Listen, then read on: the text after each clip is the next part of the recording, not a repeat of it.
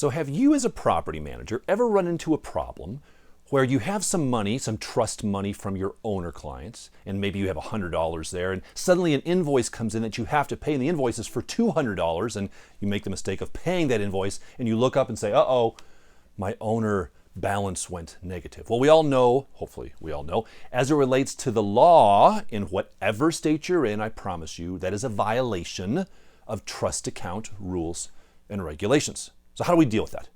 Well, I'm Marc Cunningham at Grace Property Management. Let me take just a few minutes and offer you a few suggestions on how to deal with that, how to keep that from happening, how to avoid that so that your owner reserve balances don't go negative. You can still operate and get people paid, but you don't get yourself in trouble by running a negative balance. That will get you more than slapped on the wrist. That will make you lose your real estate license, my friends. That's what people get closed down for. So we never, ever, ever want trust account money to go negative. That brings up the naughty, naughty word of commingling.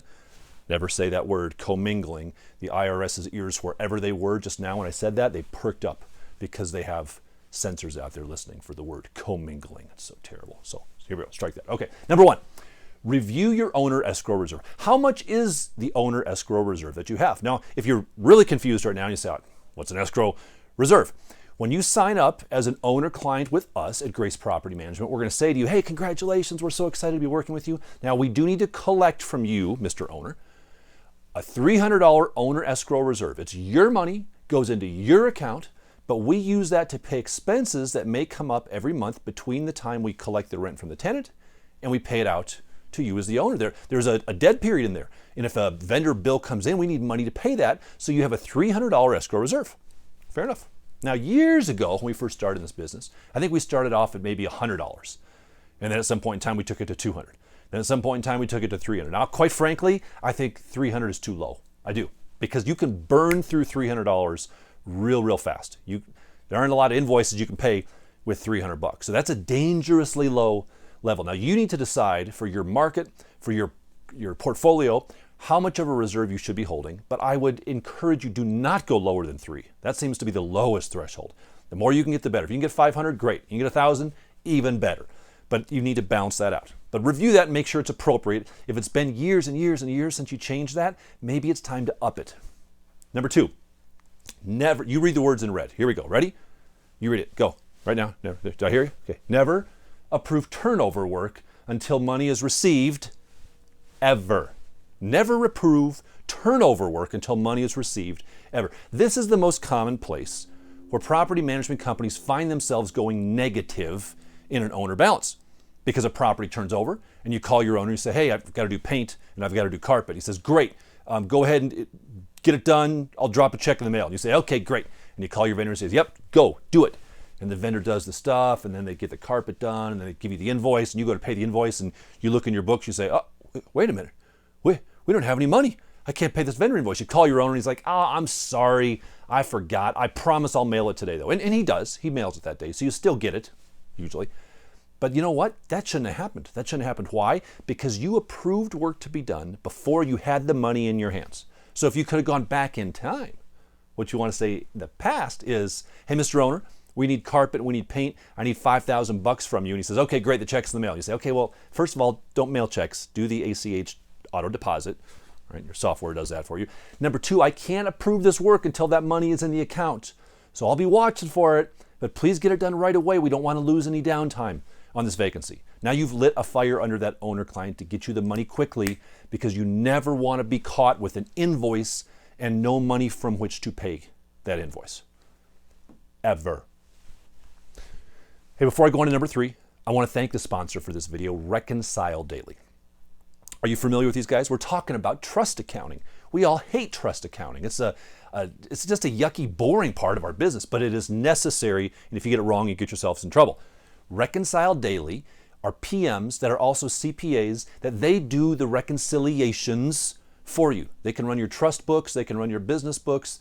They can run QuickBooks for you. They do it. It's pretty slick. It is. I will put a link to them. If you need an introduction, let me know. I'll be happy to introduce you to the guys at Reconcile Daily, but they are sharp. If your books are in a mess, if you're sweating already listening to this, being like, oh man, I haven't reconciled my books in months, call them, probably shut off the video right now and call Reconcile Daily. They will get you cleaned up. Okay, point number 3. This is a big one, so pay attention to this one. I encourage you, and this is what we do, we automatically increase our reserves on an owner account in advance of a turnover. Okay, so our reserve is $300 on our owner reserve. Let's pretend today that we receive a notice to vacate from a tenant, and our tenant says, hey, I'm moving. At the end of the month, I'm going to move out. We say, oh, okay, sorry, that's too bad. We're sad to see you go.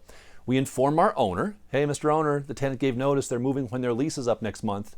In that letter to the owner, or in that email to the owner, we tell them, in anticipation of potential turnover expenses, your escrow reserve will be increased effective immediately from $300, I think we take it to like $800. We basically buffer it with $500 more. We go from 3, we add 5, we get 8. So the next time that tenant pays rent, we reset their reserve. So we don't need to get new money from the owner. We just reset the reserve amount, so the next rent check that comes in from the tenant, we're going to hold more of that money. Now we've got $800 from which to work with on this turnover, reducing the likelihood of it potentially getting down to zero, or us having to call the owner to get more money. So we just do that every time. And it's worked so well to give us a bigger buffer of money to spend on a turnover. I highly recommend you do that, my friends. Okay, number 4. You say, well, Mark, that's great, but what about this? What about maintenance emergencies, right? What about, Mark, when there's a water leak, the plumber goes out, the plumber says, hey, this needs a new water heater. And I mean, I got to do it. They don't have hot water. There's water all over the place, and I don't have the money for that yet. The vendor's right there. The plumber's there. Like, are you saying don't have them replace the water heater? And I get that. We need to do that. But guys, this is where it gets tricky. This is where it gets really, really hard, because we're stuck between a rock and a hard place. For most of us in most states, legally, we have to make those types of repairs, don't we? We have to say to the vendor, yes, replace the water heater. We're required by law to provide the tenant with hot water. So you got to replace it. Okay, get it done. Now what you want to do is immediately contact your owner client and say, hey, we have to replace the water heater. I just green lighted it. It's getting done, but I need money from you ASAP to get that paid. And we all know sometimes, well, can I put it on my credit card? Can you float me for a little while? That's why you want good quality owners, number 1. But this is the tough one. This is the really, really tough one. Because if the owner drags their feet or doesn't get you money, then you've got to wait for the rent from the tenant the next month to come in before you can pay that vendor invoice. Now maybe you've got a mad vendor. It does get hard. Now there's a couple different ways to work around this, and none of them are right or wrong, but you have to decide what works best for you. If you want to sit on that vendor invoice until you get the rent check from the tenant next month, that's okay. You could do that. If you want to pay that vendor invoice yourself, maybe you as the company, I mean, this is risky, but maybe you love that vendor and you don't want them to get mad, so maybe you just pay them. Like, you front the money. You pay that vendor yourself, and then you wait for the owner to send in the money, and then you reimburse yourself. Now be careful on the accounting side. Go back to Reconcile Daily. Make sure they get that all proper so we're not commingling or moving money. But this is the hardest part of the accounting aspect. How do we get these folks paid? All right, last recommendation. Hold money longer when terminating your property management agreement. If you are terminating your property management agreement with an owner client, you're going to have to refund their escrow reserve, right? And they want that money when? Yesterday. They're mad, they're terminating, I want my money now. Make sure that in your PMA, and you need to update your PMA, make sure in your PMA it has a clause that says something to the effect of, upon termination, the agent shall have 90 days from which to close out accounting and refund any funds due to owner. Why? Because things come in late, don't they? We've all had this happen to us, where we're going to terminate an owner, we give them the money back, everything's done, we're all happy, and then all of a sudden the next day, an invoice comes in the mail for work that was done on the property a month and a half ago, and you forgot about it. And that owner's not going to pay the invoice. They're mad at you anyway. And now you're stuck. And who's going to probably pay it? Yeah, you might have to pay it. So update your PMA. Now, by the way, if you haven't updated your PMA in a while, come on, guys. It's time to get that PMA updated. Ours has language on this. If you want to get ours, jump on our forms package, take a look at how we have this structured. But these are important things to put in place to ensure you minimize the risk of going negative. Hey, did you know that we have over 100 videos like this on our website, pmbuild.com, helping you as a property manager build, grow, and protect your PM company? We've got forms packages, we've got coaching options, video coaching stuff, system manual packages. Like, we put it in a box for you to be successful. So if you haven't been on the website in a while, jump on there, pmbuild.com. Look at the videos. You can watch me till you're sick of me. But I wish you a lot of success, my friends, with your company.